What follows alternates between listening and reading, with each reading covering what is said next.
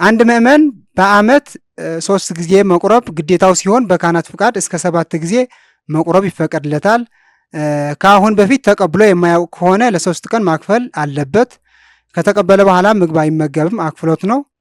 ቅዱስ ቁርባን የሚላመጥ ሳይሆን የሚዋጥ ነው።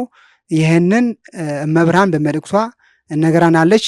ነገር ግን እንዲሁም ደግሞ ከቅዱሳት መጽሐፍት በገድለ አቡነ መብዓጽዮን ላይ ኢትዮጵያዊ ኮከብ ጻድቁ አቡነ መብዓጽዮን በገድላቸው ከአንድ ካህን ጋር ሊያስቀድሱ ቅዳሴ ሲገቡ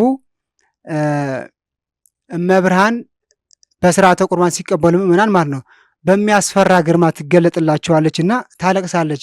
ከዚ በኋላ ምን ሆነሽ ነው የምታለቅሽው ሲሏት ይህንን አታያቸውም? የሞተ ምስላቸው እኮ ነው፣ ልጄን ሕያው መሆኑ አያውቁም። እንደ ሞተ ስጋውን እያላመጡት እየበሉት ነው ያለው እንደ ሞተ ስጋ። እንዲህ ግን አይደለም፣ ስርዓቱ መዋጥ ነው ያለባቸውን ብላ እመብርሃን ለአቡነ መብዓጽዮን ትነግራቸዋለች ማለት ነው። አቡነ መብዓጽዮን ደግሞ በዛ ሰዓት የነበረውን እመብርሃን እንደሚያሳዝናት እንደሚያስለቅሳት ይህንን ለምእመናን ለካህናት ሲነግራቸው እነዚህ በዛ ሰዓት የነበሩ ካህናትና ዲያቆናት አንተ ደግሞ ከየት አምጥተህ ነው እንዲህ የምትለን ብለው ለአቡነ መብዓጽዮን ይህንን ከመብርሃን የተነገራቸውን መልእክት አልተቀበላቸውም።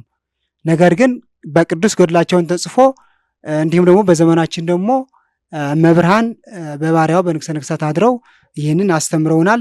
እኛንም ደግሞ የክብር ስጋው ደግሞ ሕግና ስርዓት ብናከብር ያንን ሁሉ መተን ቅዱስ ቁርባን ላይ ብንደርስ እንኳን ይህንን ካደረግን መብርሃን ያሳዝናታል፣ ያስለቅሳታል ማለት ነው። ስለዚህ የሞተ ለምሳሌ የበግ ስጋ ከሞተ ከታረደ በኋላ በስሎ ነው የምንበላው። የመድኃኔዓለም ክቡር ስጋው ደግሞ ግን ሕያው ነውና መዋጥ ነው የሚጠበቅብን ማለት ነው።